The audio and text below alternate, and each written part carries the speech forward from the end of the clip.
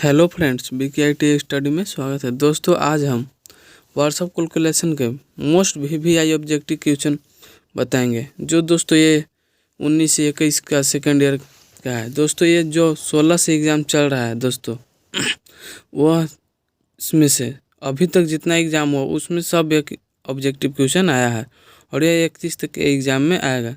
चलिए दोस्तों, वीडियो को शुरू करते हैं। यदि दो वस्तु को विराम के समय संपर्क में हो तो किस प्रकार के घर्षण कहते हैं? तो इसका दोस्तों आंसर हो जाएगा स्थैतिक घर्षण। सही कथन कौन सा है दोस्तों अगला? तो इसका आंसर हो जाएगा दोस्तों स्लाइडिंग घर्षण हमेशा सीमित घर्षण से भी कम है। अगला क्वेश्चन दोस्तों, यदि वस्तु केवल समतल की ओर जा रही है तो बल को ढूंढने का सूत्र क्या है? तो इसका आंसर होगा दोस्तों W into sine theta plus alpha into बटा साइन थीटा। अगला क्वेश्चन दोस्तों, किस कोण को घर्षण कोण कहते हैं? तो इसका आंसर हो जाएगा दोस्तों कोण -ROS। अगला क्वेश्चन दोस्तों, यदि घर्षण कोण थीटा है तो घर्षण का गुणांक क्या होगा?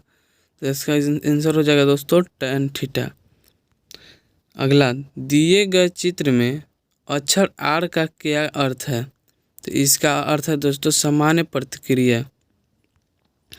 संरेखक का उद्देश्य क्या है? तो इसका आंसर हो जाएगा दोस्तों घर्षण को कम करने के लिए। बाती फील्ड संरेखक प्रणाली में किस प्रकार का संरेखक का उपयोग किया जाता है? दोस्तों, जब हम सेकेंड ईयर का एग्ज़ाम 16 तारीख को देने गए थे तो ये जो दोस्तों आया था, बाती फील्ड संरेखक प्रणाली में किस प्रकार की संरेखक का उपयोग किया जाता है? तो इसका आंसर हो जाएगा दोस्तों लव तेल।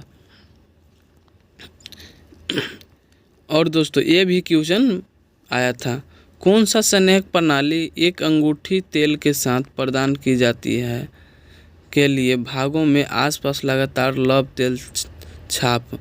तो इसका आंसर हो जाएगा दोस्तों स्प्लैश फील्ड प्रणाली। अगला दोस्तों, सामान्य उपयोग में संरेखक प्रणाली के 3 प्रकार कौन से हैं? तो इसका आंसर हो जाएगा गुरुत्वाकर्षण फील्ड प्रणाली, बल्ट फील्ड प्रणाली, छप फील्ड प्रणाली। अगला दोस्तों, कौन सी संरेखक प्रणाली में तेल छेद को रोजगार है? तो इसका आंसर हो जाएगा गुरुत्वाकर्षण फील्ड प्रणाली। संरेखक प्रणाली का क्या नाम है? तो इसका बाती फील्ड हो जाएगा दोस्तों। अगला दोस्तों, मशीन भागों में घर्षण को कम करने के लिए किसका उपयोग किया जाता है? इसका दोस्तों आंसर हो जाएगा संरेखक।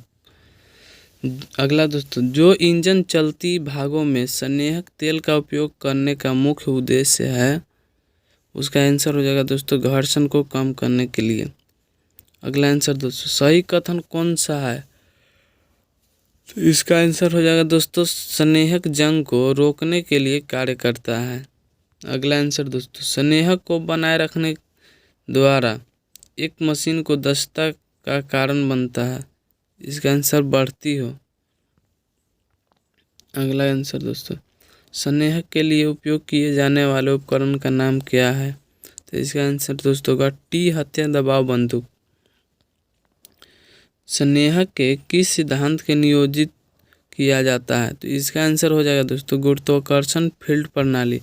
दोस्तों, अगर मेरा वीडियो अच्छा लगे तो चैनल को लाइक और सब्सक्राइब करें। एकदम कन्फर्म है दोस्तों कि ये सब question words of calculation and science में आ रहा है और 31 तक की परीक्षा में आएगा।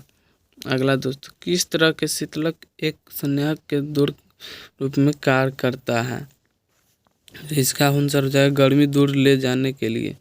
यदि घर्षण गुणांक 0.4 है तो द्रव्यमान 1000 kg के शरीर को गति प्रदान करने के लिए आवश्यक बल क्या है? तो इसका आंसर हो जाएगा दोस्तों 4000 N। यदि 30 N के बल को 35 kg द्रव्यमान में के किसी निकाय को ले जाने की आवश्यकता होती है तो घर्षण का गुणांक कितना होगा? तो इसका आंसर हो जाएगा 0.0857 दोस्तों। देखिए दोस्तों, ये भी क्वेश्चन आया था, यदि घर्षण गुणांक m बराबर 0.125 है तो किसी वस्तु का भार 30 kg के बल द्वारा स्थानांतरित किया जा सकता। तो इसका आंसर हो जाएगा दोस्तों D 2400 किलो। यदि 150 केजी का भार संतुलन में है और U M का मान इतना है तो झुकाव का कोण क्या होगा? तो इसका आंसर हो जाएगा दोस्तों 30 डिग्री। अगला क्वेश्चन दोस्तों ये भी आया था। यदि m बराबर 0.22 है तो क्षैतिज मोड़ पर पड़ी 20 केजी वस्तु स्लाइड करने के लिए कितने बल की आवश्यकता होती है? तो इसका आंसर हो जाएगा दोस्तों 4। 0.2 को घर्षण गुणांक के साथ 20 केजी वस्तु के ले जाने के लिए आवश्यक बल क्या है? इसका आंसर हो जाएगा 4.8 किलो। 40 केजी के बल से 4000 केजी का भार खींचने के लिए घर्षण का गुणांक क्या है? इसका 0.1 हो जाएगा दोस्तों। किसी क्षैतिज पृष्ठ पर 40 केजी के बल द्वारा 80 केजी द्रव्यमान के किसी वस्तु को ले जाने के लिए घर्षण का गुणांक कितना है? जिसका आंसर हो जाएगा दोस्तों 0.5। अब आगे दोस्तों, यदि शरीर तथा समतल के बीच घर्षण 0.2 तो द्रव्यमान 60 केजी के शरीर को 5 मीटर की दूरी पर ले जाने के लिए क्या कार्य किया जाता है? इसका 60 मीटर किलो दोस्तों। अब दोस्तों चलिए इसमें से हम जितना VVI थे उसको बता दें, और अब हमको जो VVI क्वेश्चन लग रहा है वो अब हम बताते हैं आप लोग को। ये वाला जान लीजिए, जो वस्तु के गुरुत्व के केंद्र को प्रभावित करता है उसको क्या कहते हैं? तो इसको दोस्तों द्रव्यमान कहते हैं। ये भी क्वेश्चन दोस्तों आया था 16 एग्जाम को। उस बिंदु का नाम क्या है जिस पर शरीर के सभी भार केंद्रित थे? तो इसका हो जाएगा दोस्तों गुरुत्वाकर्षण का केंद्र। ये सब दोस्तों क्वेश्चन आया था। अब चलिए दोस्तों बताते हैं।